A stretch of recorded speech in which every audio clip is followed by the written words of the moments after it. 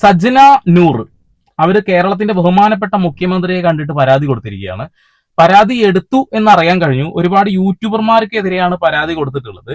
ബഹുമാനപ്പെട്ട മുഖ്യമന്ത്രിയോട് എനിക്ക് ഒന്നേ പറയാനുള്ളൂ, താങ്കൾ ഫിറോസ് ഖാൻ പുറത്തുവിട്ട ആ വീഡിയോസ് മുഴുവൻ ഒന്ന് കാണാൻ ഏത് ഉദ്യോഗസ്ഥനാണോ കേസ് അന്വേഷിക്കുന്നത് വെച്ചാൽ അദ്ദേഹത്തിനെ ഒന്ന് കാണിച്ചു കൊടുക്കാൻ പറയണം. ഏകദേശം 45 മിനിറ്റ് 35 മിനിറ്റ് അങ്ങനെ ഒരുപാട് 3 വീഡിയോസ് ഇട്ടിട്ടുണ്ട്. 3 വീഡിയോസിൽ ഒരുപാട് കാര്യങ്ങൾ പുറത്തു വിട്ടിട്ടുള്ളതാണ്. അപ്പൊ ഈ വിഷയത്തിൽ എടുത്തു ചാടി ആക്ഷൻ എടുക്കുമ്പോൾ ഇങ്ങനെ ഒരു കാര്യം കൂടി ഉണ്ട്. ഒരു മനുഷ്യന്റെ ലൈഫ് അവിടെ കുട്ടിച്ചോറായിട്ടുണ്ട് എന്നുള്ള കാര്യം മനസ്സിലാക്കണം. സജ്ജനക്ക് ഒരുപാട് പ്രണയങ്ങൾ ഉണ്ടായിരുന്നു എന്നാണ് ഇദ്ദേഹം പറയുന്നത്. തന്റെ ഭാര്യയായി ഇരിക്കെ തന്നെ താൻ കല്യാണം കഴിക്കുന്നതിന് മുൻപ് തന്നെ ഏതൊരാളുമായിട്ട് ഒളിച്ചോടി കല്യാണം കഴിച്ചു. ഹിന്ദു ആയ ഒരു മനുഷ്യനായിട്ട് ഒളിച്ചോടി പോയ ഒരു കുഞ്ഞുണ്ട്. ആ കുഞ്ഞ് അവരുടെ വീട്ടിലുണ്ട് അത്രേ. അത് കഴിഞ്ഞ് ഫിറോസ് ഖാൻ ഫേസ്ബുക്ക് വഴി പ്രണയമായിരുന്നു, ഒരു വിവാഹം കഴിക്കുന്നു, അതിലൊരു കുഞ്ഞുണ്ട്. ആ ഒരു ബന്ധം നിലനിൽക്കെ തന്നെ ഒരുപാട് ആളുകളുമായിട്ട് വഴിവിട്ട ബന്ധങ്ങൾ ഉണ്ടായിരുന്നു എന്ന് തെളിവോട് കൂടിയിട്ട് ഫിറോസ് ഖാൻ ഇപ്പൊ കഴിഞ്ഞ വീഡിയോകളിലൂടെ പുറത്തുവിട്ടിട്ടുണ്ട് എന്നുള്ളതാണ്. അതില് വളാഞ്ചേരി, എന്റെ വീടിന്റെ അടുത്ത് 22-23 കിലോമീറ്റർ അപ്പുറത്തുള്ള വളാഞ്ചേരിയിലുള്ള ഒരു മ്യൂസിക് ഡയറക്ടറുമായിട്ട് അല്ലെങ്കിൽ മ്യൂസിക് സംവിധായകനോ പ്രൊഡ്യൂസറോ അങ്ങനെ ഒരാളുമായിട്ടുള്ള ഒരു പ്രണയത്തെ കുറിച്ച് പറയുന്നുണ്ട്. അയാളുമായി ഒളിച്ചോടി പോയ സമയത്ത് ഫിറോസ് ഖാനെ കൊടുക്കാൻ വേണ്ടി അവർ ചെയ്തൊരു വീഡിയോ അതൊന്ന് കാണാം.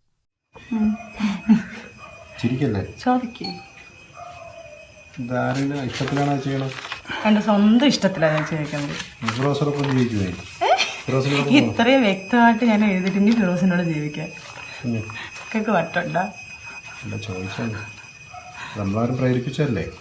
എൻ്റെ സ്വന്തം ഇഷ്ടത്തിൽ ഞാൻ ഇറങ്ങി വന്ന് സ്വന്തം ഇഷ്ടത്തിൽ എഴുതി.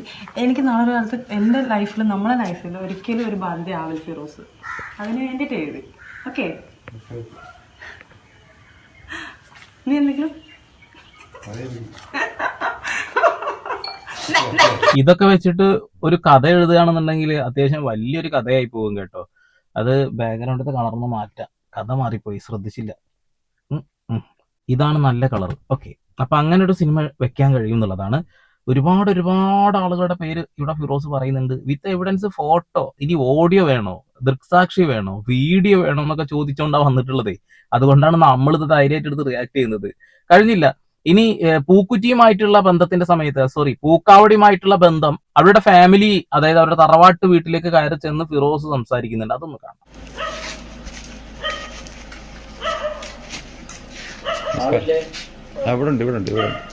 ഇപ്പം ഇവിടത്തേക്കായിട്ട് വന്നതാണോ അതോ വേറെ വന്നിട്ട് കയറിയത്? അല്ല, ഇവിടത്തേക്കായിട്ട് വന്നൊരു പേഴ്സണൽ മാറ്റർ പറയാൻ വേണ്ടിയിട്ട് വന്നതായിരുന്നു. അപ്പോൾ അതിൻ്റെ കാരണക്കാരൻ അറസ്റ്റ് കൂട്ടിയായിരുന്നു. ഞാൻ പുള്ളിയെ വിളിച്ച് അപ്പോൾ എനിക്ക് അത് പ്രശ്നം ഉണ്ടാക്കുന്നത് കാരണം പുള്ളി ലൈഫ് ഒരു കുടുംബമായിട്ട് ജീവിക്കുന്ന ആളാണ്. നമുക്ക് ഇതിനകത്തൊക്കെ വലിച്ചൊക്കെ എനിക്കറിയാം. പക്ഷെ നമ്മളെ നോവിക്കാനായിട്ട് വന്നുകൊണ്ടിരിക്കുകയാണ്.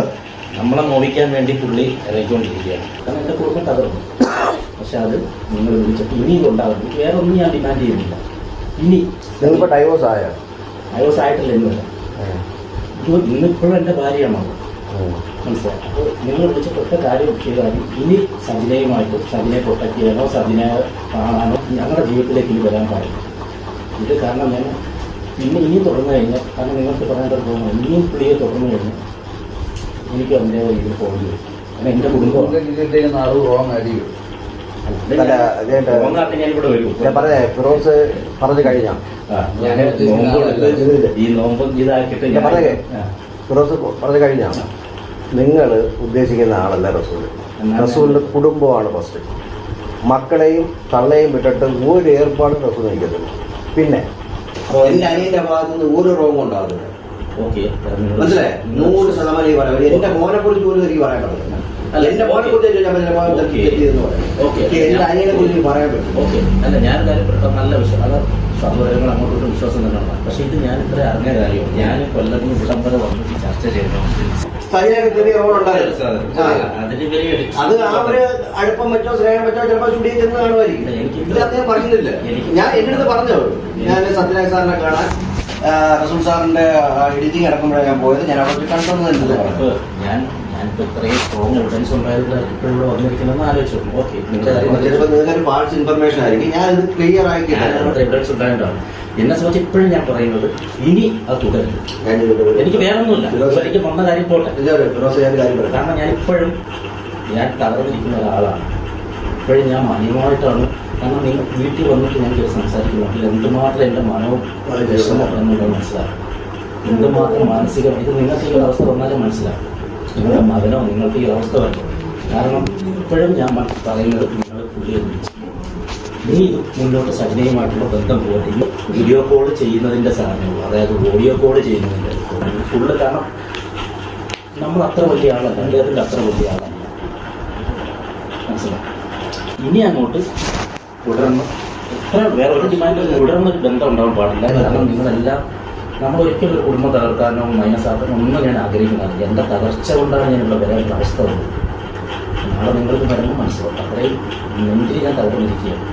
അത് ഇദ്ദേഹമാണ് കാരണം എന്നുള്ളത് എൻ്റെ അല്ലാഹുവാണ് സത്യം. നോമ്പിൻ്റെ സമയം ഞാൻ പറയുകയാണ്, ഇദ്ദേഹമാണ് എൻ്റെ ജീവിതം. ഞാൻ ഇന്നലെ മീഡിയയിൽ അത് പറഞ്ഞിട്ടില്ല, പക്ഷേ നാളെ അത് പറയേണ്ടി വരും. ഇതോടെ നിർത്തിച്ചാൽ മതി. ഇനി ആവർത്തിക്കരുതെന്ന് മാത്രം പറയും. നിങ്ങൾ റസൂലിനെ അണ്ടർ എസ്റ്റിമേറ്റ് ചെയ്തിരിക്കുകയാണ്. ഒരു കാരണവശാലും സംഭവിക്കുന്നത് ഞാൻ എനിക്ക് എഴുതി തരാം, മുദ്രപത്രം എഴുതി തരാം. എനിക്ക് എൻ്റെ മോനെ കുറിച്ച് തന്നെ പറയാൻ പറ്റത്തില്ല, പക്ഷേ എൻ്റെ അനിയനെക്കുറിച്ച് എനിക്ക് പറയാൻ പറ്റില്ല.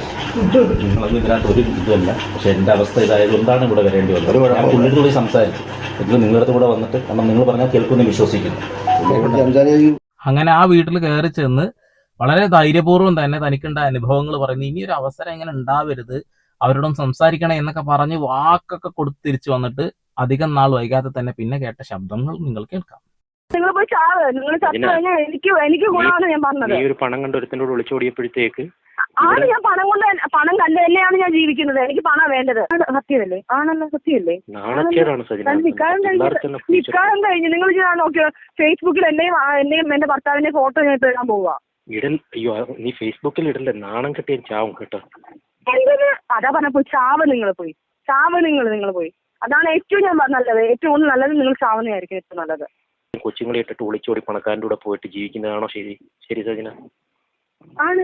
ഞാൻ ഇടപെട്ടെ, എനിക്ക് എന്റെ സുഖങ്ങളാണ് വലുത്. ഏത് ലെവലിൽ ഞാൻ കളിക്കുമെന്ന് എന്നെ എന്റെ ലെവലിൽ വിട്ടേക്ക്. ഞാൻ കേസ് കളിക്കാൻ വേണ്ടി നിൽക്കുമോ? നിങ്ങൾ എന്ത് വിചാരിക്കുന്നത്? ഏത് ലെവലിൽ ഞാൻ പോവാൻ? എത്രയും പെട്ടെന്ന് ഒരു ലീഗൽ സംഭവം എടുത്തിട്ട് ഇവനെതിരെ കേസ് ഫയൽ ചെയ്യാം, ഫിറോസിനെതിരെ. ഏത് തറ്റം വരെ ഞാൻ പോകുന്ന പറഞ്ഞത് മുഖ്യമന്ത്രി കേൾക്കുന്നുണ്ടല്ലോ അല്ലേ? കേൾക്കണം താങ്കൾ. കാരണം താങ്കളുടെ അടുത്ത് വന്ന് താങ്കളോട് പറഞ്ഞ കഥകൾ താങ്കൾ വിശ്വസിച്ചിട്ടുണ്ടെങ്കിൽ ഫിറോസ് ഖാനെ എത്രയും പെട്ടെന്ന് ചോദ്യം ചെയ്ത് കൃത്യമായ കാര്യങ്ങൾ മനസ്സിലാക്കുക എന്നുള്ളതാണ്. അദ്ദേഹത്തിന്റെ കയ്യിൽ തെളിവ് സഹിതം ഉണ്ട് എന്നാണ് പറയുന്നത്. ഇവിടെ നഷ്ടപ്പെടാൻ പോകുന്നത് മറ്റൊരു കുഞ്ഞിന്റെ ലൈഫാണെന്നുള്ളതാണ്. ഓൾറെഡി ഒരു കുഞ്ഞിനെ വീട്ടിലവിടെ നിർത്തിയിട്ടുണ്ട്. അത് കഴിഞ്ഞ് ഫിറോസ് ഖാനിൽ ഉണ്ടായ കുഞ്ഞിനെയും അവിടെ കൊണ്ടേ നിർത്തിയിട്ടുണ്ട്. ആ കുഞ്ഞിനെ ഫിറോസ് ഖാന് തിരിച്ചു നൽകുക.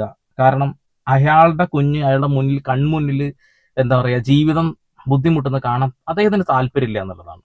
പിന്നെ ഒരു കുഞ്ഞിന് വേണ്ടിയിട്ടാണല്ലോ കളികളൊക്കെ എന്ന് പറയുന്ന ശബ്ദ സന്ദേശം നിങ്ങൾക്ക് കേട്ടതല്ലേ? ഒരു തവണ അത് പാളിപ്പോയി, രണ്ടാമത്തെ പാളിപ്പോവാൻ പറ്റില്ലായിരുന്നു എന്നൊക്കെ പറയുന്ന പൂക്കുറ്റിയുടെ ഡയലോഗ് നിങ്ങൾ കേട്ടതാണല്ലോ. ഇനിയും നിങ്ങൾ സജ്ജനയെയാണ് സപ്പോർട്ട് ചെയ്യുന്നതെങ്കിൽ നിങ്ങളുടെ നിലവാരം അടിപൊളിയായിരിക്കും കേട്ടോ.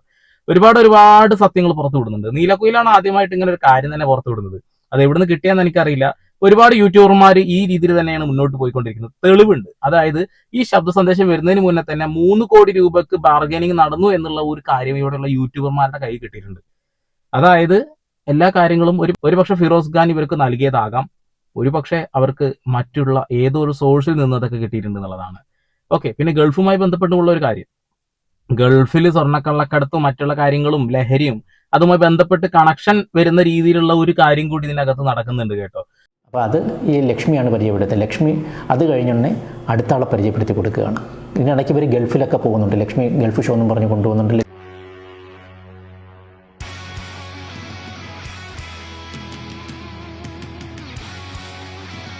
കാരണം ഇപ്പോൾ ഒരിക്കലും പൂട്ടിയിടാൻ പറ്റില്ല, അത്ര ഇതാണ്. ഇതിലേറ്റവും വലിയ രസം എന്ന് പറഞ്ഞാൽ, വേദനാജനകമായിട്ടൊരു കാര്യം എന്ന് പറഞ്ഞാൽ, ഈ സജിന ഞങ്ങൾ പുതിയ വെച്ച വീട്ടിൽ താമസിക്കുമ്പം രാത്രി 12 മണി ഇവർ ഇങ്ങനെ ലക്ഷ്മിയായിട്ട് വിളിച്ചുകൊണ്ടിരിക്കുകയാണ്. അപ്പം നമ്മളത് കണ്ടാകെ ഇറിറ്റേറ്റഡ് ആയിരിക്കുക. രാത്രി 12 മണിയായപ്പോഴത്തേക്ക് ഇവൾ പോകാൻ വേണ്ടിയിട്ട്, അപ്പോൾ അതായത് ലക്ഷ്മി അവിടെ എത്തിക്കഴിഞ്ഞു, ഇവർക്ക് പോകണം. അപ്പോൾ ആ രാത്രി ഒരു ബസ്സുണ്ട്, അപ്പോൾ അതിനകത്ത് ഓൾറെഡി ബുക്ക് ചെയ്തിട്ട് ഇവിടെ പോകണം. ഞാൻ വിടത്തില്ല, കാരണം എനിക്കറിയാം പോകുന്നത് എന്തിനു വേണ്ടിയിട്ടാണ്, ഈ മാനുവിനെ കാണാൻ അങ്ങോട്ടാണ് പോകുന്നത് എന്നൊക്കെയുള്ള ഇതെനിക്കറിയാം. ഞാൻ വിടില്ല. പക്ഷേ അവൾ അവിടെ കിടന്ന് പ്രശ്നം ഉണ്ടാക്കി, കഴുത്തി കത്തി വെച്ച് ഭയങ്കര വിഷയം ഉണ്ടാക്കിയിട്ട് എന്നെക്കൊണ്ട് ഞാൻ വണ്ടിയിൽ ബസ് സ്റ്റോപ്പിൽ കൊണ്ടാക്കി. ഗൾഫിൽ ഇവർ പോകുന്നുണ്ട്. ഇവൾക്ക് ഞാൻ പറഞ്ഞു, നേരത്തെ തന്നെ പറഞ്ഞു, ഇവൾക്ക് ഭയങ്കര ബന്ധങ്ങളാണ്. അങ്ങനെ ലക്ഷ്മി അവിടെ ചെന്നിട്ട് അവിടെ കുറച്ച് പേരെ കണക്ട് ചെയ്ത് കൊടുക്കുന്നു, ഇവിടെ കുട്ടികൾക്ക് ഫ്രണ്ട്സും കാര്യങ്ങളൊക്കെ ആയിട്ട്. അവിടെ പിന്നെ ലക്ഷ്മിയുടെ ഒരു കൂട്ടുകാരുടെ വീട്ടിൽ ഇവർ പല ഇല്ലീഗൽ പരിപാടികളും നടത്തുന്നതും കാര്യങ്ങളൊക്കെ ഉണ്ട്. അതിൻ്റെ വീഡിയോസ് ഉണ്ട്. അപ്പോൾ തൽക്കാലം അത് ഇടുന്നില്ല. പിന്നെ അത് കൂടാതെ തന്നെ അവിടെ ഈ ഒരു വലിയൊരു കമ്പനിയിൽ വർക്ക് ചെയ്യുന്ന അക്കൗണ്ട്സിലാണെന്ന് തോന്നുന്നു, അല്ല മാർക്കറ്റിംഗ് ഡിപ്പാർട്ട്മെൻറ്റിൽ വർക്ക് ചെയ്യുന്ന രണ്ട് പേരുണ്ട്. ഒന്നൊരു സക്കീർ, ഒന്ന് ജാഹിദ്. ഇവർ ഈ പ്രോഗ്രാംസൊക്കെ കണ്ടക്ട് ചെയ്യുന്ന എൻ്റർടൈൻമെൻറ്റ് സംഭവങ്ങളൊക്കെ കമ്പനിക്ക് വേണ്ടി ഇവരാണ് കണ്ടക്ട് ചെയ്യുന്നത്. അത് കോർഡിനേറ്റ് ചെയ്യുന്ന ഒരുത്തനാണ് ബെൻസർ. ഈ ബെൻസറിനെ കുറിച്ച് പല അലിഗേഷൻസും അവിടെ പല യൂട്യൂബേഴ്സ് ഇട്ടിട്ടുണ്ട്. അപ്പോൾ ഈ ബെൻസറിൻ്റെ പരിപാടി എന്ന് പറയുന്നത്, ഇവർ 3 പേർക്കൊരു ഫ്ലാറ്റ് എടുത്തിട്ടുണ്ട്. ഈ ഫ്ലാറ്റിലാണ് ആഫ്റ്റർ പാർട്ടി എന്ന് പറഞ്ഞിട്ട് ഉള്ള കാര്യങ്ങൾ നടക്കുന്നത്, ലഹരി മരുന്നുകളും അങ്ങനെയുള്ള കാര്യങ്ങൾ നടക്കുന്നത്. അതിൻ്റെയും വീഡിയോ എൻ്റെ കയ്യിലുണ്ട്. കാരണം ഇവർ നമുക്ക് നാളെ ലീഗലായിട്ട് പോകുന്ന ഒരവസ്ഥ വരികയാണെങ്കിൽ ഇതൊക്കെ നമുക്ക് ഡിജിറ്റൽ തെളിവാണ്, ചുമ്മാ അത് വായിത്ത് വന്ന് വിളിച്ചു പറയുകയല്ല. ഇവരൊക്കെ ഈ പറഞ്ഞ കണക്ക് ലക്ഷ്മി കൊണ്ടുനടന്ന സജനയ്ക്ക് ഒരു പുതിയ ലോകം എന്താണെന്നുള്ളത്, ലഹരി ലോകം എന്താണെന്നുള്ളത് കാണിച്ചു കൊടുക്കുന്നുണ്ട്. അവളെ എന്തൊക്കെ ചെയ്യിപ്പിക്കാമോ അതെല്ലാം ചെയ്യിപ്പിക്കുന്നുണ്ട്. ഇതുകൂടാതെ അബുദാബിയിൽ ഒരു ലേഡിയുമായിട്ട് പേര് പെട്ടെന്ന് മറന്നുപോയി, ആ ലേഡിയുമായിട്ട് സജന പോകുന്നു. കഴിഞ്ഞ ഏതോ ഒരു വീഡിയോയിൽ റൂഹിജാൻ എന്ന് പറയുന്ന ഒരു വ്യക്തി നമ്മുടെ റിഫയുടെ മരണവുമായി ബന്ധപ്പെട്ടുകൊണ്ടാണ് ഈ ഒരു കാര്യം ആദ്യം പറയുന്നത് അല്ലേ. ആ ഒരു കാര്യത്തിൽ പറയുന്ന കുറെ ആളുകളുടെ പേരുകൾ നിങ്ങൾ ശ്രദ്ധിച്ചിട്ടുണ്ടാവും. അതിലുള്ള ചില ആളുകളുടെ പേരുകൾ ഈ വിഷയത്തിൽ ഫിറോസ് ഖാൻ കൃത്യമായിട്ട് പറയുന്നുണ്ട്.